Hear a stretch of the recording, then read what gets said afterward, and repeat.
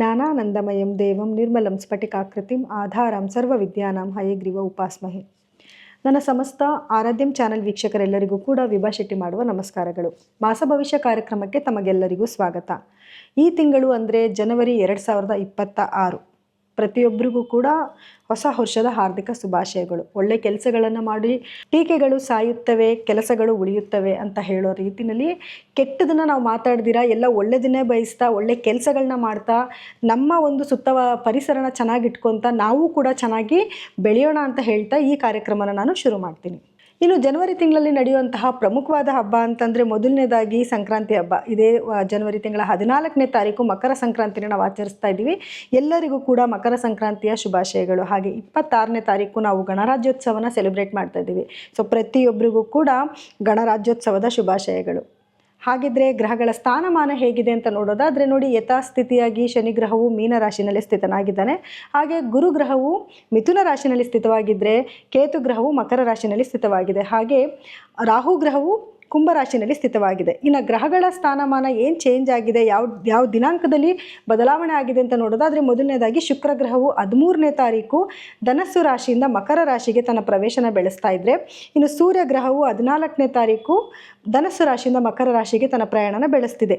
ಇನ್ನು ಕುಜಗ್ರಹವು 16ನೇ ತಾರೀಕು ಧನಸ್ಸು ರಾಶಿಯಿಂದ ಮಕರ ರಾಶಿಗೆ ತನ್ನ ಪ್ರಯಾಣನ ಬೆಳೆಸ್ತಾ ಇದ್ದರೆ, ಇನ್ನು ಬುಧ ಗ್ರಹವು 17ನೇ ತಾರೀಕು ಧನಸ್ಸು ರಾಶಿಯಿಂದ ಮಕರ ರಾಶಿಗೆ ತನ್ನ ಪ್ರಯಾಣನ ಬೆಳೆಸ್ತಿದೆ. ಹಾಗಿದ್ರೆ 4 ಗ್ರಹಗಳು ಕೂಡ ಮಕರ ರಾಶಿನಲ್ಲಿ ಸ್ಥಿತವಾಗಿರ್ತಿದೆ. ಇನ್ನು ದ್ವಾದಶ ರಾಶಿಗಳ ಮೇಲೆ ಇದರಿಂದ ಏನೆಲ್ಲ ಪ್ರಭಾವ ಬೀರ್ತಿದೆ ಅನ್ನೋದನ್ನ ನೋಡೋಣ.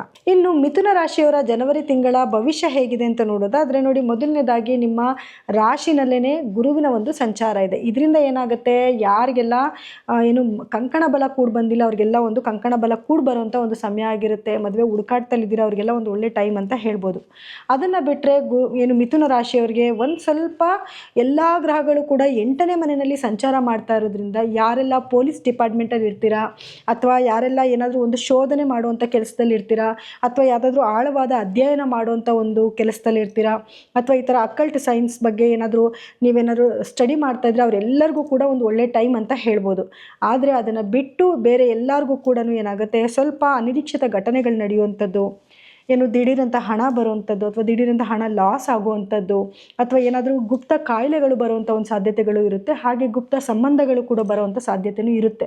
ಮೊದಲೇ ಏನಾದರೂ ಆ ಥರ ಸಂಬಂಧಗಳಿದ್ದರೆ ಅದು ಬಹಿರಂಗ ಆಗುವಂಥ ಸಾಧ್ಯತೆಗಳು ಕೂಡ ಇರುತ್ತೆ. ಸೊ ಹಾಗಾಗಿ ಸ್ವಲ್ಪ ಈ ತಿಂಗಳಲ್ಲಿ ನೀವು ಒಂಚೂರು ಕೇರ್ಫುಲ್ಲಾಗಿದ್ದರೆ ಒಳ್ಳೆಯದು. ಸ್ವಲ್ಪ ನಿಮ್ಮ ಮಾತಿನ ಮೇಲೆ ಹಿಡಿತಾ ಇಟ್ಕೊಬೇಕಾಗತ್ತೆ. ಎಲ್ಲಂದ್ರಲ್ಲಿ ಹೇಗಂದ್ರಾಗಿ ಮಾತಾಡುವಂಥದ್ದು ಅದೆಲ್ಲ ಮಾಡೋದ್ರಿಂದ ಏನಾಗುತ್ತೆ, ಒಂಚೂರು ನೆಗೆಟಿವಿಟಿ ಆಗುವಂಥ ಚಾನ್ಸಸ್ ಇರುತ್ತೆ. ಇನ್ನು ಅದು ಬಿಟ್ಟರೆ ರಾಹುವಿನ ಒಂದು ಸ್ಥಾನಮಾನ ತುಂಬ ಚೆನ್ನಾಗಿದೆ. ಒಂದು ಒಳ್ಳೊಳ್ಳೆ ಆಪರ್ಚುನಿಟೀಸ್ ನಿಮಗೆ ಬರ್ತಾ ಇರುತ್ತೆ. ನಿಮ್ಮ ವ್ಯಾಪಾರದಲ್ಲಿ ಒಂದು ಅಭಿವೃದ್ಧಿ ಆಗ್ತಾ ಇರುತ್ತೆ. ಯಾರೆಲ್ಲ ಹೊರದೇಶಕ್ಕೆ ಹೋಗಬೇಕು ಅಂದ್ಕೊಂಡಿರ್ತೀರ ಅವ್ರಿಗೂ ಕೂಡ ಒಂದು ಒಳ್ಳೆ ಟೈಮ್ ಅಂತ ಹೇಳ್ಬೋದು.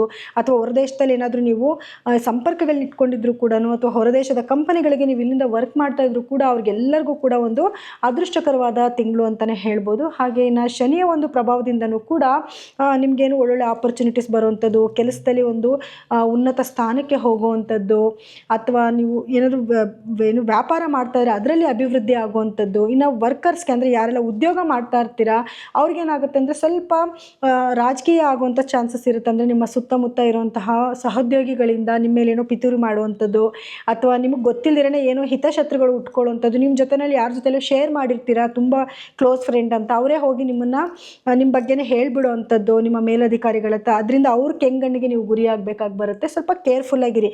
ಈ ತಿಂಗಳಲ್ಲಿ ಯಾರ ಜೊತೆಲಾದರೂ ಮಾತಾಡ್ತಿದ್ದೀರಾ ಅಂತಂದರೆ ಸ್ವಲ್ಪ ಯೋಚನೆ ಮಾಡಿ ಮಾತಾಡಿ. ಇಲ್ಲ ಅಂತಂದರೆ ಕೆಲವೊಂದು ನೆಗೆಟಿವಿಟಿ ಆಗೋ ಚಾನ್ಸಸ್ ಇರುತ್ತೆ.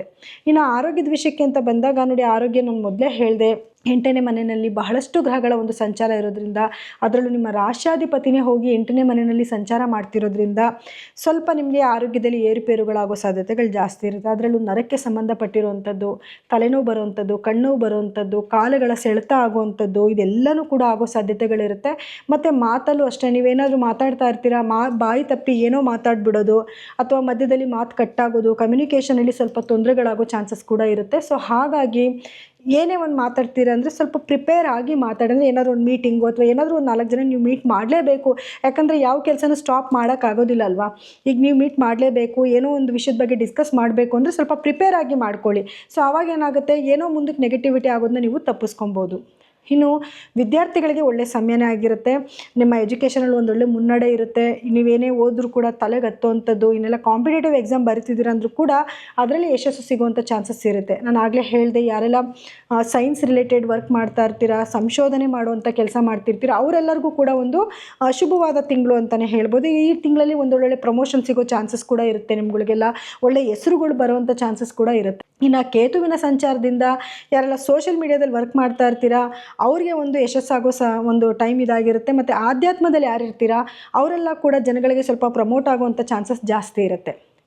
ಇನ್ನು ಪರಿಹಾರವಾಗಿ ಏನು ಮಾಡ್ಕೊಬೇಕು ಅಂತ ನೋಡೋದಾದರೆ ನೋಡಿ, ಎಲ್ಲ ಗ್ರಹಗಳು ಕೂಡ ಅದರಲ್ಲೂ ನಿಮ್ಮ ರಾಶಾಧಿಪತಿನೇ 8ನೇ ಮನೆಯಲ್ಲಿ ಕೂತ್ಕೊಂಡಿರೋದ್ರಿಂದ ನೀವು ಪ್ರತಿದಿನ ವಿಷ್ಣು ಸಹಸ್ರನಾಮ ಕೇಳುವಂಥದ್ದು ಅಥವಾ ಕೆಲವು ಪಕ್ಷಿಗಳಿಗೆ ಸ್ವಲ್ಪ ಆಹಾರ ಹಾಕೋದು ಅಂತಂದರೆ ಪ್ರತಿದಿನ ಒಂದೊಂದು ಇಡಿಯಷ್ಟು ಆಹಾರ ಹಾಕೋದು, ಹಸಿರು ಗಿಡಗಳಿಗೆ ನೀರು ಹಾಕುವಂಥದ್ದು, ಇದನ್ನು ಮಾಡ್ಕೊಳ್ಳೋದ್ರಿಂದ ಏನಾಗುತ್ತೆ, ಬುಧನ ಒಂದು ನೆಗೆಟಿವಿಟಿಯಿಂದ ನೀವು ತಪ್ಪಿಸ್ಕೊಬೋದು. ಹಾಗೆ ಶುಕ್ರ ಗ್ರಹದ ಬೀಜ ಮಂತ್ರನ ಪಠನೆ ಮಾಡುವಂಥದ್ದಾಗಿರ್ಬೋದು, ಲಕ್ಷ್ಮೀ ದೇವಿಯ ಆರಾಧನೆ ಮಾಡುವಂಥದ್ದು, ನಿಮ್ಮ ಕೈಲಿ ಸಾಧ್ಯ ಆದಷ್ಟು ಬಡವರಿಗೆ ದಾನ ಧರ್ಮ ಮಾಡುವಂಥದ್ದು, ದುರ್ಗಾದೇವಿಯ ಆರಾಧನೆ ಮಾಡುವಂಥದ್ದು.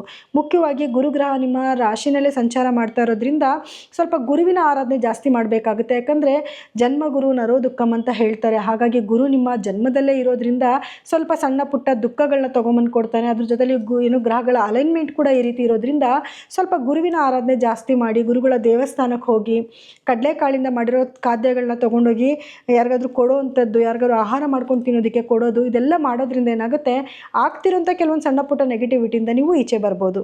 ಇನ್ನು ಇಲ್ಲಿವರೆಗೂ ಹೇಳಿರೋಂಥ ಫಲಗಳು ಗೋಚಾರ ಫಲಗಳಾಗಿದ್ದು, ನಿಮ್ಮ ದಶ ಭುಕ್ತಿ ಮತ್ತು ಗ್ರಹಗಳ ಸ್ಥಾನಮಾನದ ಮೇಲೆ ನಿಮಗೆ ಫಲಗಳಲ್ಲಿ ಸ್ವಲ್ಪ ವ್ಯತ್ಯಾಸಗಳಾಗುತ್ತೆ. ಹಾಗಾಗಿ ದಯಮಾಡಿ ನಿಮ್ಮ ಜಾತಕನ ಒಮ್ಮೆ ಪರಿಶೀಲನೆ ಮಾಡಿಸ್ಕೊಳ್ಳಿ.